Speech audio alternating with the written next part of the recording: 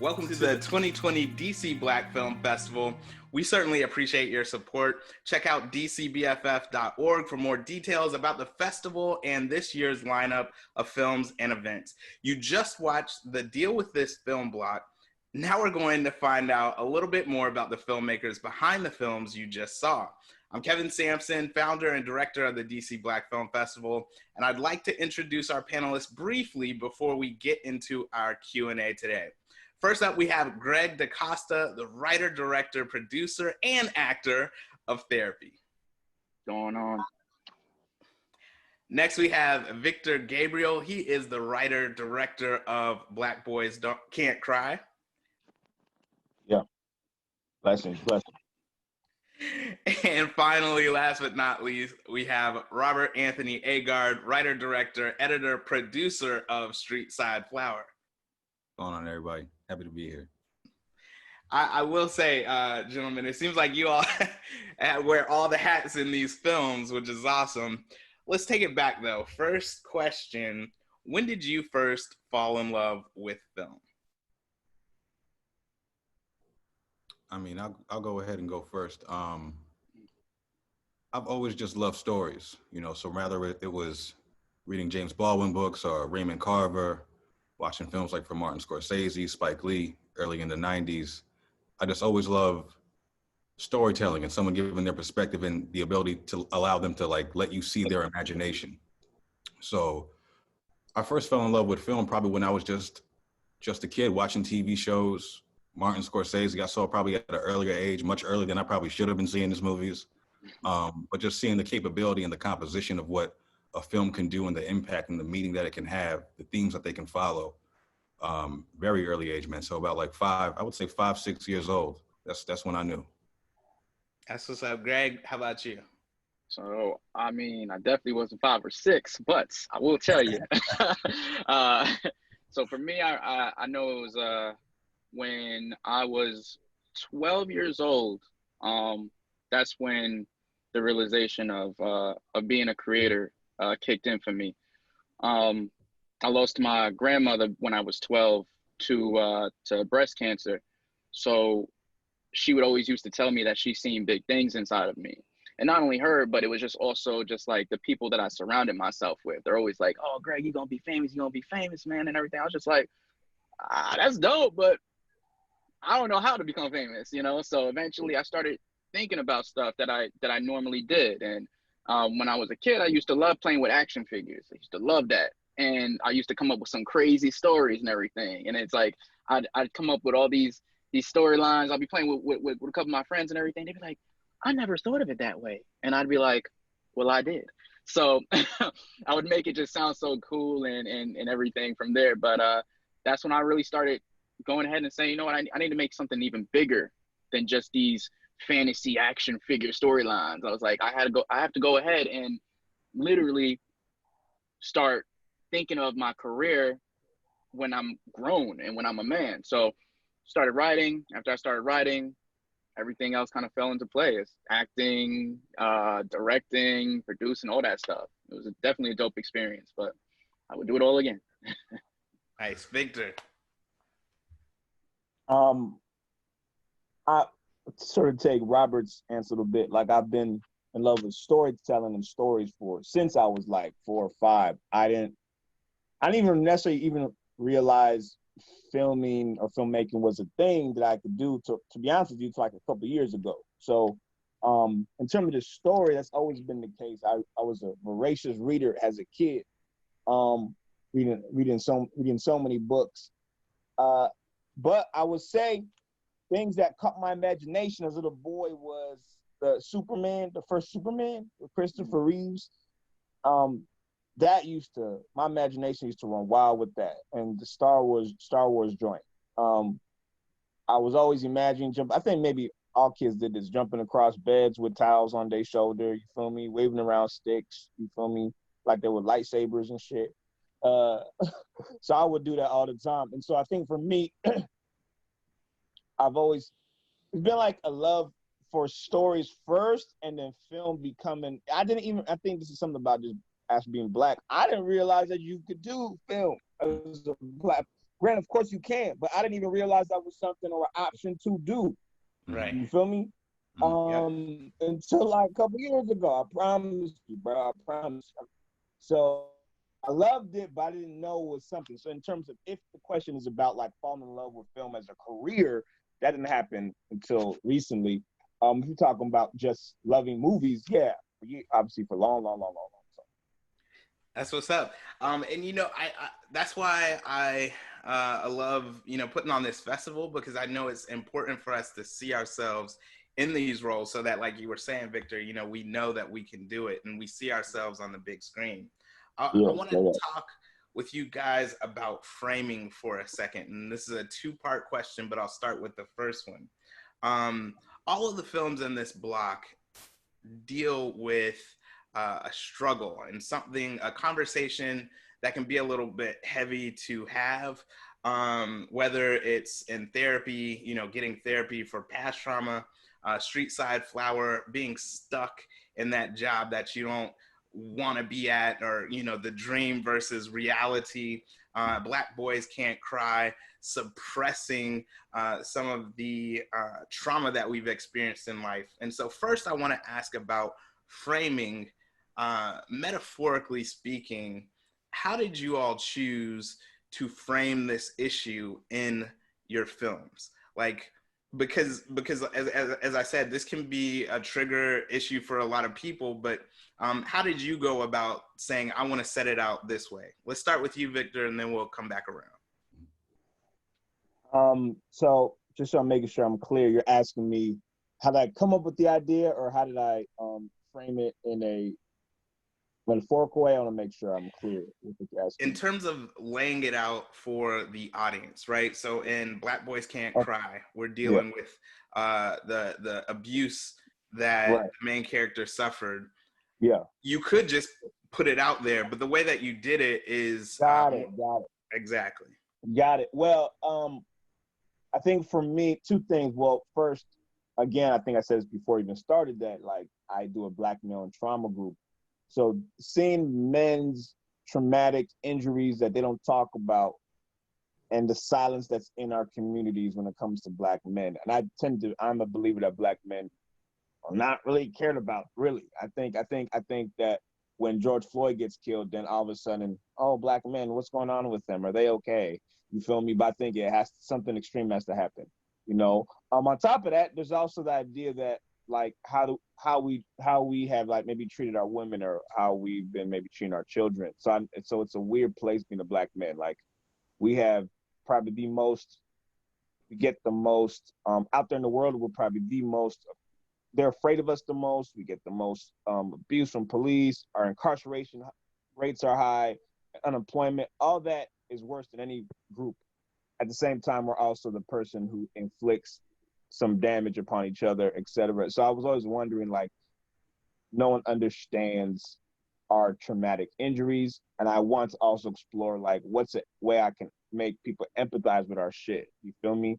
And also make entertaining. And so the way I laid it out was sort of in this,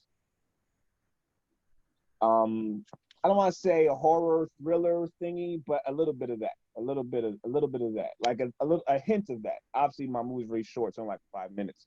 It's very short, but like a little bit of a hint of something where like the suspense, like what's going on with this guy? You feel me? And so I sort of like framed it in a night terror / maybe he's demon possessed. You know, who knows? And so that's sort of how it went. So I wanted the audience to think what's going on with him, and like little pieces bit by bit, so you get to the end, like, oh shit, you know what I'm saying? And then of course like the healing at the end, or you know, hopefully healing at the end. I don't know if that answers any questions. I don't know if that answers any questions. Yeah. I could be more specific. I think that does, because you know, as a director, you're making that conscious choice of what you're going to show us and how you're going to lead us down this path. Yeah. Greg, how about you? So when it came down to therapy, a big shout out to my sister, because she's a therapist, and when it came down to it, the idea is that, like, first she was just telling me some things, like not anything of therapy, because you can't do that, but like she was just saying like you should really just start a show on therapy, and then like she gave me a little bit of like guidelines there. And of course, she's not an actual writer or anything like that. So I'm like listening to her and I'm just like, oh, I can capitalize off of this.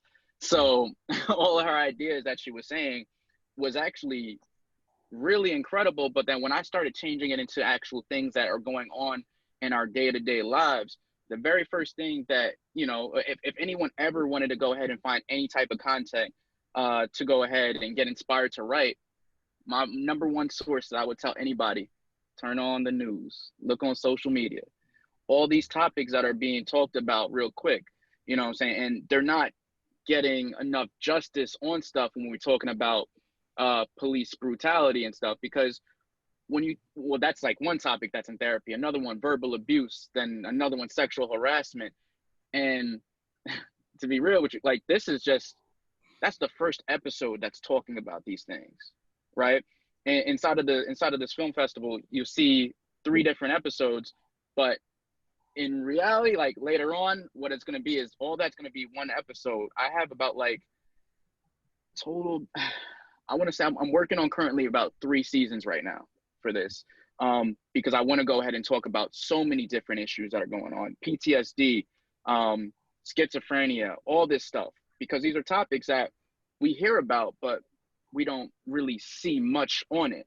Mm-hmm. So a lot of the stuff as being a creator and as being a person who can just create these things, just thankful to God that I can create these things and show some type of story to people where they can understand and realize that I'm with you at the end of the day. Yeah, you know, that's definitely a big message, a big part of therapy. Yeah, let's throw it over to Robert. Yeah, man. So the framing for Streetside Flower, it's a very internal story.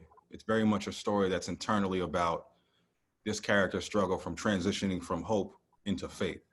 So the physical framing, the composition of it, I wanted everything to be very still. Like I wanted movement within the frame. I didn't want to move the camera around and play with too many different angles. I just kind of wanted to show it for what it was, but it's also about a painter. So every frame had to be filled. Every frame had to be full.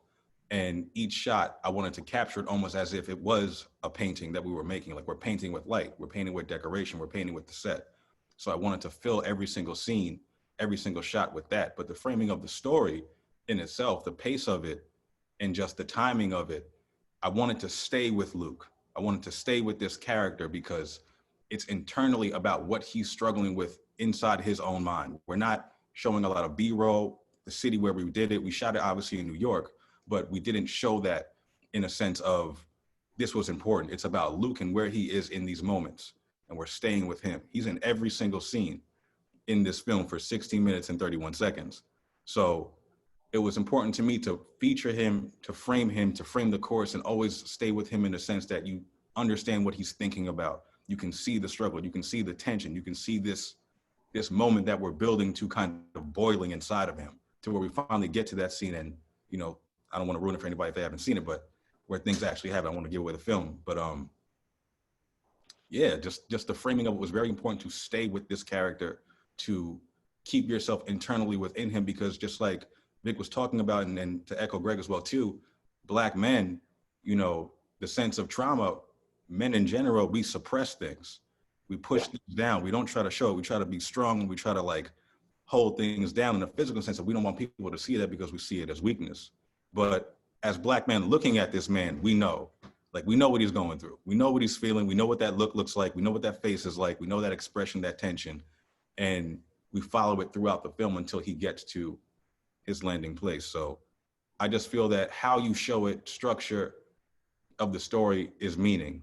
And what the film means to me is hope transitioning into faith. You know, hope is a wish. It's an ask. Faith is walking in it. It's stepping in it. It's physically putting yourself in that presence of it. So you have to see, and you have to be there with him the entire time, because we're with ourselves all the time. We're constantly in our heads. So I really wanted to display that and keep it close with him, a lot of wide shots, a lot of different angles, but feature him and this character in this story. I wanted you to be present, and I want you to relate to him, because it's not a story that's necessarily reflective just to race, but this is a Black man in this position in this story. So look how similar we are. Everybody goes through this. So it's a different way for us to connect to each other.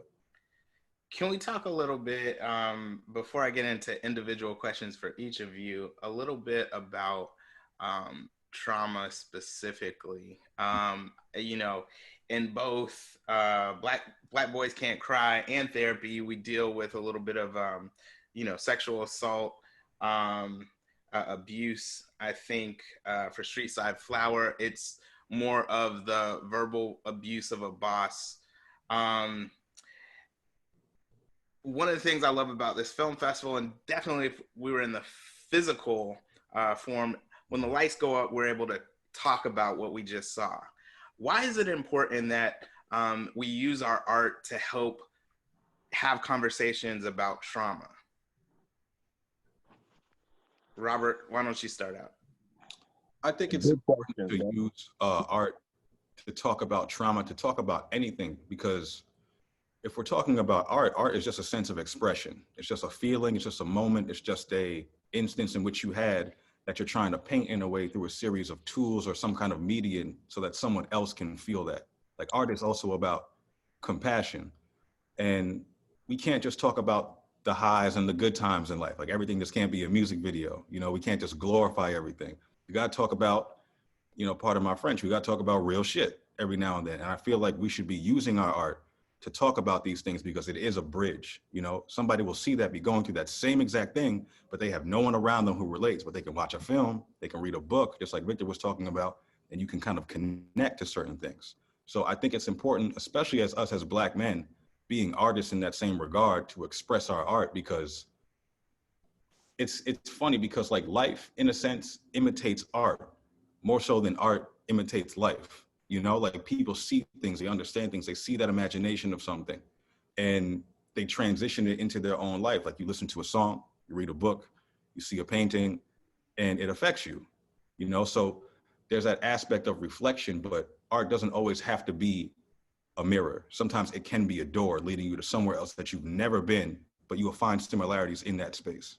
And I think that's why it's important to talk about trauma, because we all have our own trauma. We all go through trauma in some kind of way. So I think more things that are out there, you touch more people, you experience things from more people, and it's just important. It's just important to reach out and kind of lend a hand. We gotta be widening the space. We gotta be picking each other up. We can't just make things for ourselves completely. Like if you want to enhance yourself, you gotta enhance other people too. Yeah. Victor, how about you? My brother Robert said it beautifully, man. I also want to add on, like the legacy of Black art is that. You feel me? Like I always feel like when I started doing this film thing, I felt like I was stepping into like on the shoulders of multiple Black artists, not just filmmakers, but like Sam Cooke. You feel me? Nina Simone, Gordon Parks. You smell me? Like rest in peace, Chadwick Boseman. You feel me? Like so I'm saying like the legacy of Black art is in fact detailing our oppression and our victory through it and our triumphs. You feel me? Like James Baldwin, like he brought up, like it's a legacy. Like far be it from me to not understand what it is. You feel me? Like to not come in and continue that. Not that you can't have fun or whatever it is. I used to rap.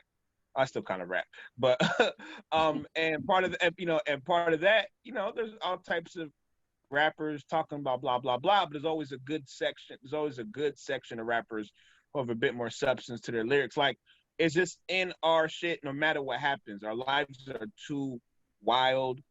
The systemic oppression is too wild. Our individual lives and familial lives across the Pan-African diaspora is just crazy, man. And we're doing our best to figure it out. And I realized even the spirituals, man, even the Negro spirituals, you can just tell.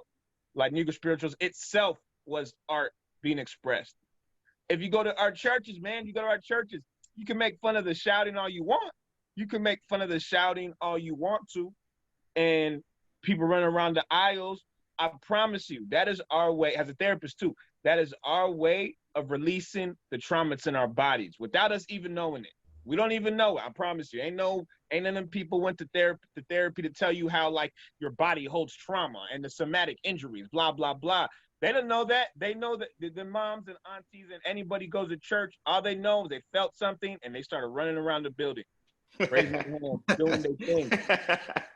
But Right, right. it's real shit, bro. They're working out the oppression, the generational, the personal oppression in their bodies is coming out through a physically, and they're exercising it, and they're taking it out, and they're healing through that. So I think that all our art has always been about that. It's always been about some sort of trauma and challenge and injury, like even without us saying it. It's just that we have more language to it now, but it's always been the case. If you go watch Eve's Bayou right now, go watch The Color Purple right now, you're gonna find out.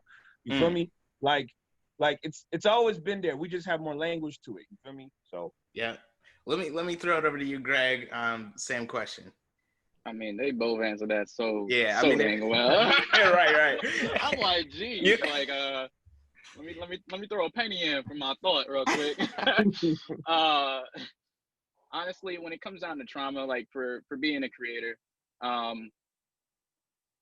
this is one of the most important things that you can possibly do as being a filmmaker, because there's a lot of people out there that, as everyone was saying, like they suppress their trauma because like they just don't want to talk about it. Some people just, they feel like if they speak on it, someone's going to judge them.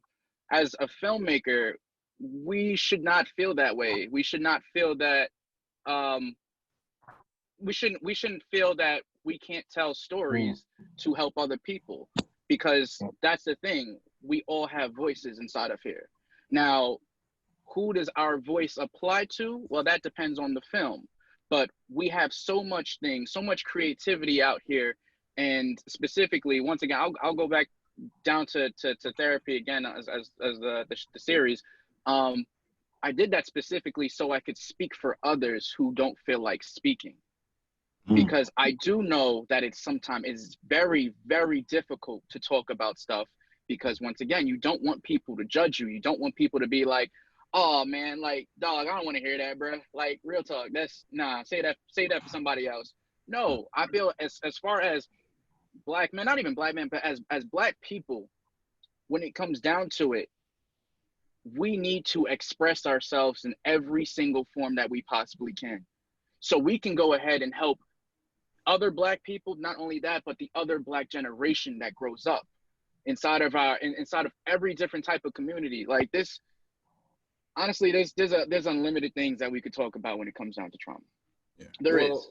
Yeah. Let me get into some specific questions for each of you all. Greg, I want to know, in terms of your decision to reveal the therapist. I know you already said that, this is the film festival cut, right? And so we're getting 3 slices of this series.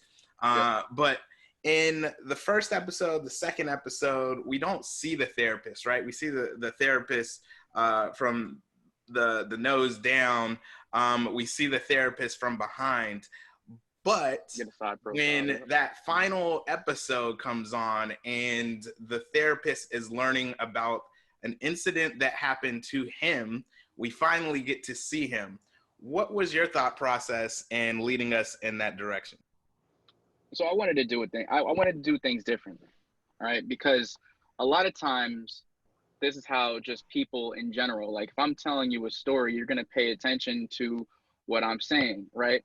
So it's not me paying attention to how your reaction is at times. It's just really, I'm just trying to give off my story. So I wanted to see how many people are not going to pay attention to the therapist himself. And I wanted to see how many people pay attention to just the clients, because when you're watching it, you're almost just like, oh, okay, this is just a therapist that's talking, and the clients, the stories were going directly into them. That's not really the whole entire thing, because then when we actually find out that, damn, the therapist is actually, in a way, a client himself, and it takes a slow reveal for people to go ahead and see that, because it's always a mysterious thing. I have a friend who when he's seen it, he was asking the same question. He said, why is it that you showed only certain things? You showed a side profile of him. You showed just the mouth of him. You see all these little things, but then at the end, that's when we see everything. Well, that's because now we're talking about the full entire story. And for people to go ahead and be like, oh, it's really just in a way, I try to make this as creative as possible because I didn't want people to get lost and be like, okay, we're just going to be talking about clients. No, I don't want to just talk about clients, because when you actually see the actual series, because now you're going to realize we're talking about the therapist's life along with those clients and seeing the evolution of how everything just revolves or unwraps. And I don't want to ruin anything, so I'm trying to. I'm really trying to go. I'm really trying to go in different circles of this. But I think you answered that question, and I think that is great because it's also character building. So for all of us who have watched this, obviously, you just finished watching that film block. Now we want to know more, right? And it helps to make that character more three-dimensional, more layered. So that was awesome. Victor, for you, if you could, you know, as writer-director, why was writing this particular script important, and specifically Black male? It alludes to sexual abuse, right? So why was writing this script, and then also that portion of it, which is. And one thing that I appreciate about you guys is that, you know, you give us a glimpse, but it doesn't have to be dirty. We know what the deal is. But why was it important that you put this in your film? I'm not sure, bro. I'm not sure, bro. I keep it all the way G. I wrestle with that from jump. I can't give you no, like, I mean, I could have a profound statement. I could make a profound statement, but that's what I was waiting for. I know. I mean, I got something in there, you feel me? But I will say it was a struggle for me because I come from my guts. That's what I mean. I don't typically have like, oh, so the time calls for this message, so do that. I just feel like if you do that, at least for me, when I do that, I feel like I just get caught up in a bunch of trends, market, performative justice, performative mental health, blah, blah, blah. I just try to come from my guts. And that was what was in my guts at the time. You smell me? Like my own assault when I was a kid from an older girl, when I was like 8, you feel me? My little brother, one of my bros who had been assaulted by a man when he was like, it was just a lot. It just kept coming up. And I was trying to, and besides that, I was also dealing with like my anger and rage that I didn't know how to like process all the way. And that's what I felt. So I just started writing about it. You know what I'm saying? It came very quickly, to be honest with you. Victor, real quick. Have you screened anywhere else in front of a live audience? No, ain't no live audiences. It's all been online. Yeah. Okay. But what's been the reception thus far in terms of like people speaking to you after? Bro, I mean, it's been good. Let me be clear. It's been really good. Been really good. I think people are like, whoa.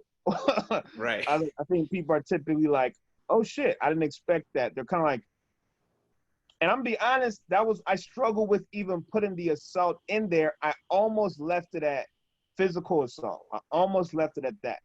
I was like seconds from not having for those who haven't seen it, there's an implied sexual assault, right? That happens to the man when he's a boy in the flashback, when he's a little boy.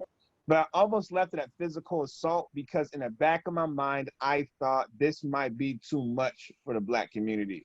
This might be too much for Black men, because even though there are things that we hide in silence, I sometimes think, well, maybe they're in silence for maybe it's not the right time. You know what I'm saying? I don't know. And so I was like, well, I took a risk. Let's just do it. So I think it's difficult for Black men and the world and Black women, everyone, to see us in very non-masculine, like very hurt ways. It's very difficult. It's uncomfortable. I felt uncomfortable. You know what I'm saying? But if I could, I think that's why it's important that we see films like this, right? Because film allows us to get dirty without being dirty, right? But then it can also say, wait a second, I need to talk about this. So that's kind of why I feel it's extremely important. Robert, I want to throw it over to you, man. You know, I think location is really important to your film, right? Whether we are in the main character's apartment, out in the park, or in the restaurant. And so I kind of wanted to ask you, in terms of the settings of these different scenes, what it meant to you in terms of building your character. And then also, was there ever a job that you particularly hated and just like went off on somebody? Um, as far as the settings and the meaning of the settings, like I said before, it was all internal, you know. So just in life day to day, you know, you in your house and you in your own head and you preparing for the day. You don't really think about those transitional times where you're on the train or you're in your car. You kind of just arrive at work, and then you arrive at your friend's place, and you arrive at your girl's house, and then you come home. So to me, it was all about the consistency of that with those kind of settings, like keeping it very, very much internal, personal. He's alone a lot. He's by himself a lot. Like those moments in his life while he's dealing with this, in a sense, trauma, he's dealing with this struggle. He's coming to this conclusion, and we're watching it develop. The places and where he is are important because he's only at his house, he's at work, he's in places where he's like, he feels kind of comfortable, but he's uncomfortable even in those comfortable spaces, which can be hard.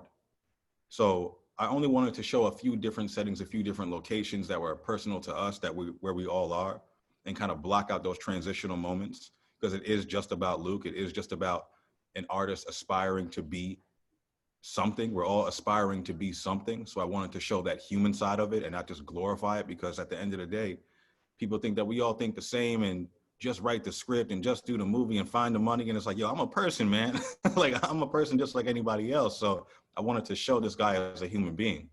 To answer the second question, I've never did that in the sense of like going off on somebody. I've wanted to. I know we've all wanted to, and that's why I showed it. That's why I showed it in that way, because I think everybody has had a position to where they're working somewhere.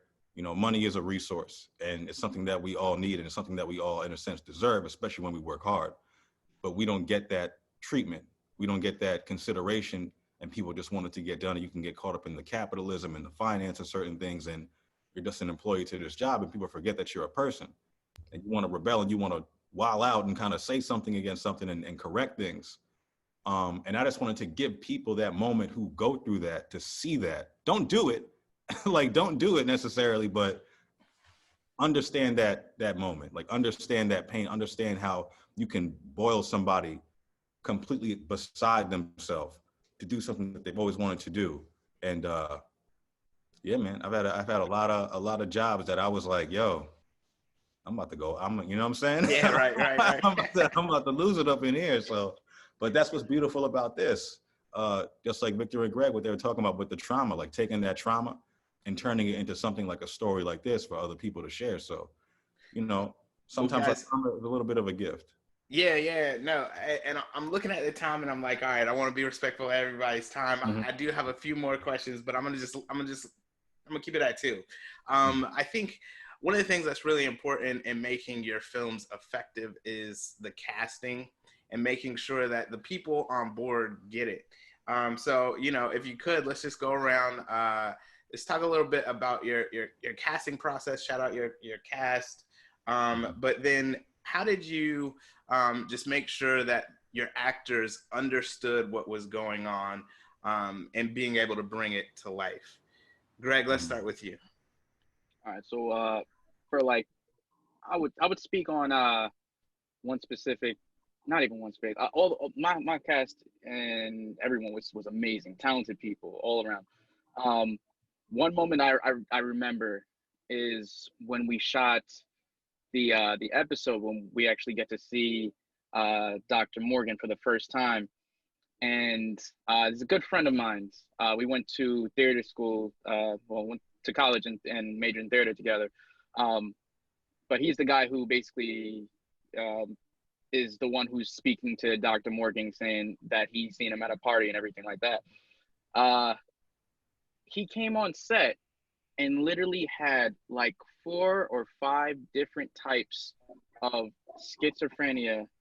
And he was just like, yo, all right, so when it comes down to the characters, right?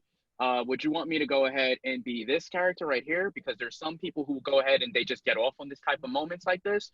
But they're just doing it from their own selves. Like, he just had so much different things to it. I'm just looking at him, I'm like, bro, do whichever one that you see is best, because I know you did your homework. When it comes down to my cast members coming on set, do your homework, because something like this as therapy, even though I'm directing you in this, you still have to reach for a certain emotion.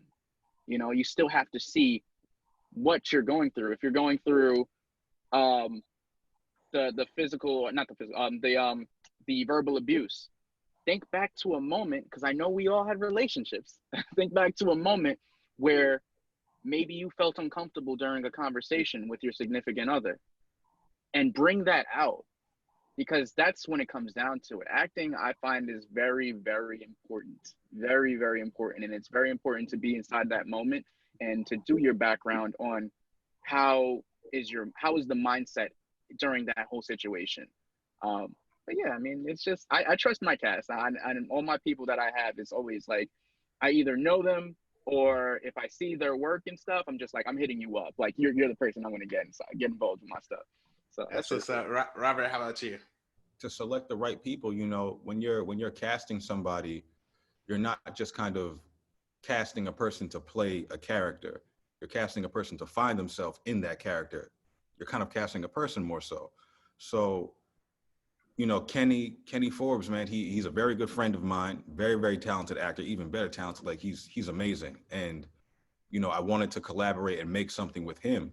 And in the process of just casting, as far as Olivia Battle, Dan Lay, Joe Moskowitz, Leon Deacon, it's just about finding those moments, because when you're in the rehearsal process and you cast everybody and you've seen them, you know, play their sides and they play their role and you understand it and then you get it, you have to still go through that rehearsal process. And rehearsal is all about making sure that we're making the same movie. So as a director, I have an intention coming in, but as characters, as actors, they also have an intention of what they read with the script.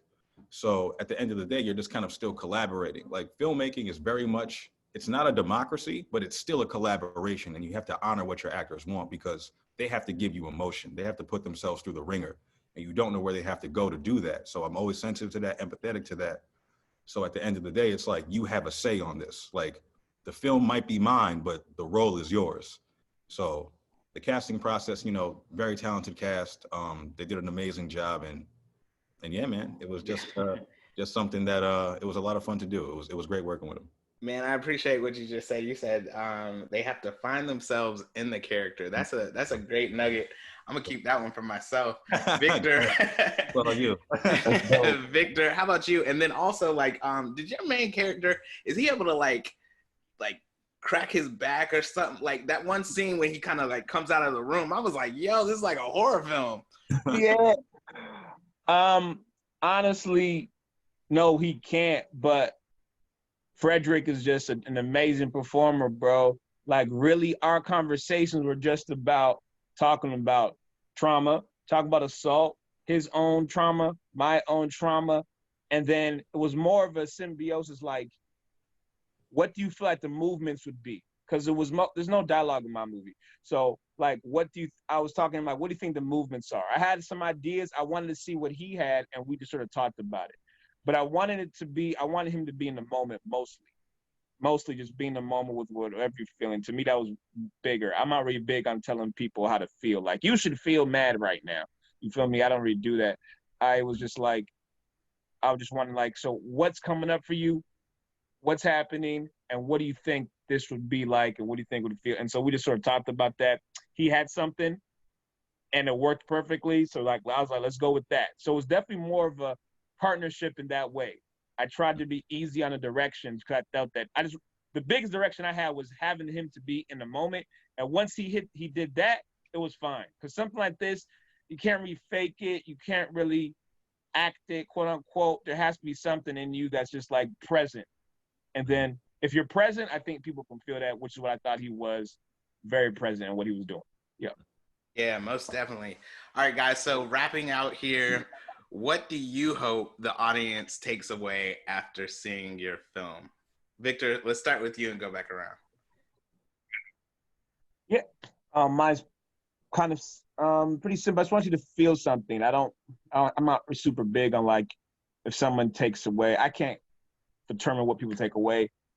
I would love for them just to feel empathy for this man and his family. And in general, I guess I would say just empathy for Black men. Yeah, I just really want people to think like, to connect with suffering, connect with our suffering. And also, you know, that doesn't mean don't hold us accountable. You feel me? But to connect with our suffering as well. That's what's up, Gregg. I would definitely love for the audience to realize that just from these little bit of topics that are inside of therapy, that there is a lot of stuff that goes on out there in the world that we're not even reaching, we're not even touching like the surface on. And imagine how much things that Black people just go through in general. There's just a lot of stuff, once again, that we don't talk about a lot of. And I really hope that it starts opening more eyes to everything that's going on, and realizing certain things, whether it being words or treatments to Black people, these are real things. And just, I don't want to sound like God, be like, y'all better watch your tongues on how y'all speak to Black people. But now, I will definitely say, like, you know, just be more cautious, because we've been going through a lot for years and years and years. So that's my thing. I hope that people just come to an understanding that there's a lot of stuff that we don't even talk about, but we're going through. So get some type of message from it. Robert? Well, in a sense of what I hope the audience receives from it, you know, when we're writing these stories and making these films, it's we just kind of have intention, like what it means to the people, what it's gonna mean to them. But just like I echoed before, you know, the transition of going from hope to faith, like finally facing and getting that fortitude to kind of step into that uncertainty and not be scared is what I'm trying to present and what my intention is. So for anything for the audience, it's just a gift to them through my experiences, through experiences of the people who helped me make this film, so that they kind of just understand and have something to take with them beyond just watching the movie itself. Like I want this to kind of spark conversations and talk to people about certain things. Just like Gregg echoed before, like therapy, you know, his work is about therapy. Like we all need therapy in some kind of way. And it's very therapeutic to have these kind of conversations, to just be open and discuss certain things. And, you know, it's one thing to entertain people, but to make you think, I think is a privilege and a right that we have as filmmakers. So I just want to provoke certain thoughts and certain perspectives with people on this project, and just, I'm curious to see. I can't wait to hear, you know, reviews or some kind of input of what it means to me, because that's what I'm curious about. I just had the intention of making it. So I can't wait to hear that feedback from people and how they respond to it. You know, Robert, you just made me think about something, and we're going to wrap up right here. But, you know, as you said, going from hope to faith, and faith being sure of what we hope for, certain of what we do not see. Man, that was big. If you could, guys, just let the audience know how they can follow you all on social media, as well as find the film online.